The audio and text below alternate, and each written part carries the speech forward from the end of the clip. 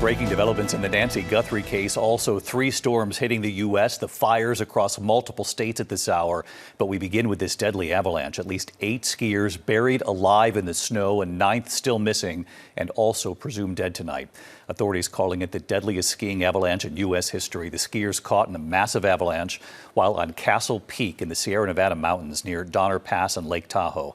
Rescuers facing treacherous conditions trying to reach the scene. 8 dead and 9th believed to be dead as well. They had to leave the bodies on the mountain as they rescued 5 skiers and a guide. And adding to the horror tonight, one of the rescuers was married to one of the skiers killed and left on that mountain. ABC's Trevor Ault leads us off near the avalanche site in California tonight.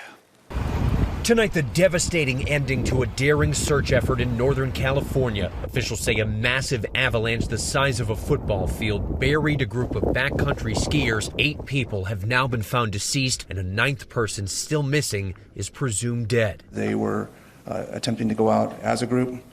That someone saw the avalanche, yelled avalanche, and then it overtook them rather quickly.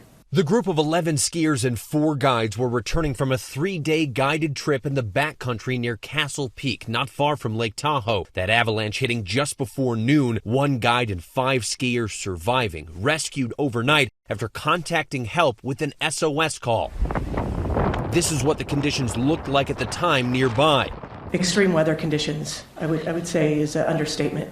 Lots of snow, gale force winds, making it impossible to see. With choppers grounded by the weather, it took rescue teams 6 hours on snowcats and skis to finally reach them. 2 of them with injuries had to be carried back. The survivors had found 3 deceased members of their group. Search teams then found 5 more, all of them close together. Because of the extreme conditions and the rush to save the survivors, rescuers were forced to leave the bodies of those 8 killed there on the mountain. One of them is the spouse of one of the rescuers. As you can understand, this has not only been challenging for our community, it's been a challenging rescue, but it's also been challenging emotionally for our team and our organization. The group's tour guide company Blackbird Mountain Guides has said they were working with investigators in the search and recovery effort. We're up here at 9,400 feet. Earlier this week, they posted this video on Instagram, warning of a big storm coming 2 days before what's now believed to be the deadliest avalanche in more than 30 years. There were significant warnings about this storm,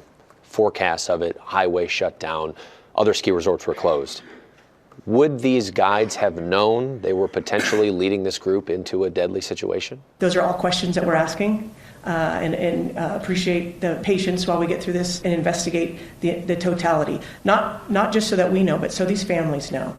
And David, with those 8 bodies still on the mountain, likely a 9th still missing, this remains an incredibly dangerous situation. The location where the avalanche occurred is now reloaded with snow. They say they could have another avalanche in the exact same spot that could threaten the recovery teams and even potentially rebury the bodies.